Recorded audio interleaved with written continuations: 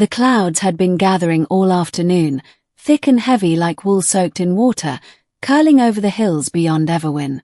By the time Elia finished her shift at the old bookstore on Willow Street, the sky was bruised with colour, purple and steel and ash, like it was holding back tears too long denied.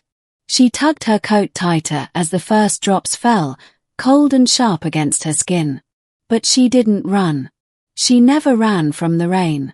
Elia walked slowly, eyes half-lidded, lips parted slightly. She wasn't the type of girl people noticed in crowds. She was the one who stood still when others rushed. The one who watched the world with quiet wonder instead of rushing past it. There was something timeless about her. Not quite sad. Not quite happy. As if she lived in the space between both. By the time she reached the bridge over the Lenmere River, the rain had turned from gentle taps to wild slashes of silver. Her coat clung to her like a second skin, hair matted to her cheeks, eyes wide open to the sky. And then, she whispered, almost too quiet for the wind to carry. "What is this feeling?" She didn't mean the rain. Not really. That morning had started like any other. Elia shelved books alphabetically and rang up the same tired regulars. But around noon, a stranger had come in. Tall, soaked from the earlier drizzle, hair dark and slicked back from his forehead. His eyes were the color of sea glass, faint green with cracks of blue, and when they landed on Elia, something in her chest tightened. He didn't speak much. Just asked for a book. "Wings Beneath the Ashes," he said. She blinked.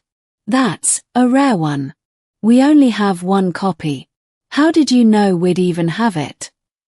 The man gave a small, lopsided smile. "I was told to find you." Her breath caught, but he didn't elaborate. Just followed her to the back, where the dust thickened and time felt slower. When she handed him the book, their fingers brushed, and she saw it. Not a memory. Not a thought. A flash. A vision. Flames. A cliff. A girl screaming into the storm. And him, this man, reaching for her across the abyss. She yanked her hand back. He only nodded, as if he'd expected it. "You feel it too," he said softly. She couldn't speak. Couldn't breathe. He paid for the book and left without another word. But that touch, that vision, had followed her like a ghost. Even now, as the rain soaked her down to her bones, she could feel it. Like something ancient and unfinished had awakened inside her. The bridge was empty, the streets behind her glimmering with rainlight. Elia leaned on the railing, watching the water rush by, swollen with storm runoff. Thunder rolled somewhere beyond the trees, low and deep like a giant's growl. And then, footsteps. She turned. It was him. The stranger from the bookstore. Now without the trench coat.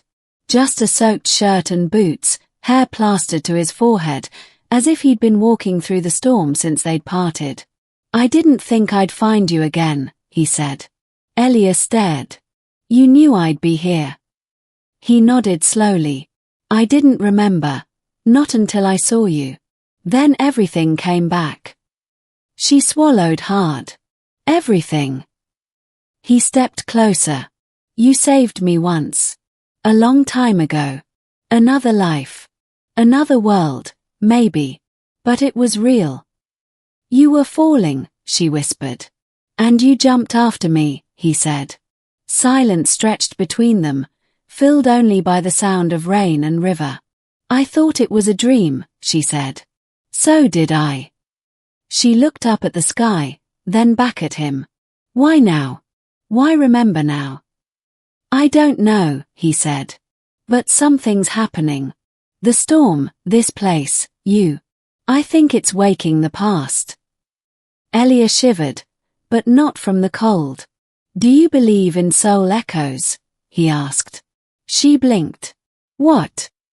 "Lives that brush against each other across time. Leaving echoes. Feelings. Visions. Things that make no sense but feel more real than the present." She looked away. "I don't know what I believe." You remembered the fall, he said. Yes, she admitted. Then something inside you remembers me. They sat beneath the arch of the bridge, protected from the worst of the downpour. He told her his name, Kaylin, and how he'd been dreaming of her face for months. How he'd crossed half a country chasing a thread of memory, following a feeling he couldn't explain. I didn't even know your name until today, he said. But when I touched your hand, it was like finding home. Elia hugged her knees to her chest. I used to dream of falling. Every night. I'd wake up gasping. Then the dream stopped. Until today. The same dream. She nodded. Always the same. Wind. A storm. You falling. And me, jumping. Kaylin reached out, slowly, and took her hand again. This time, she didn't pull away. The vision hit them both at once.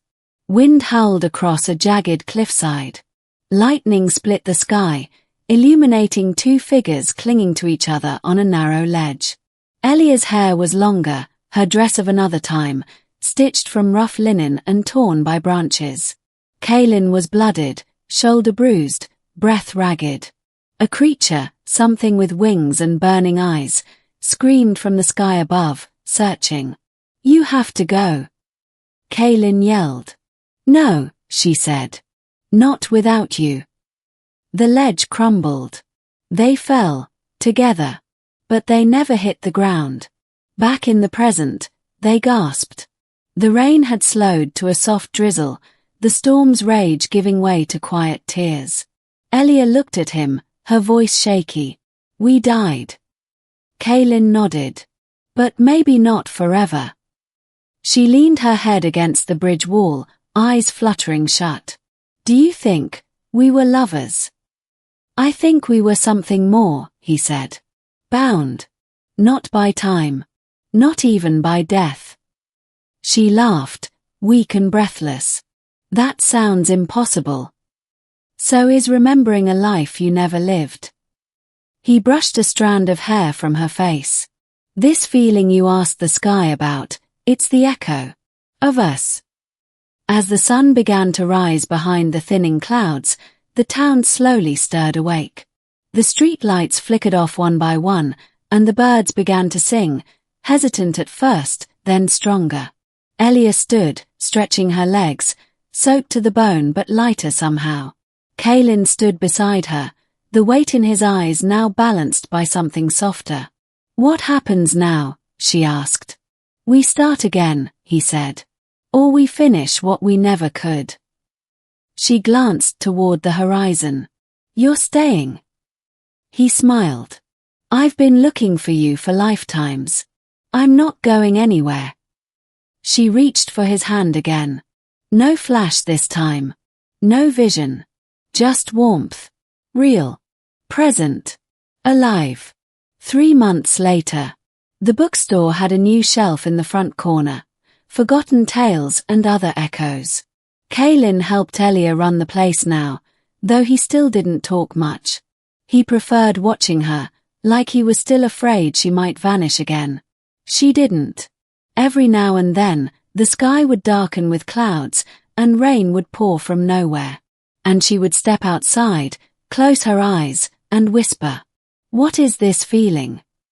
But now, she knew. It was love. Older than memory. Stronger than time.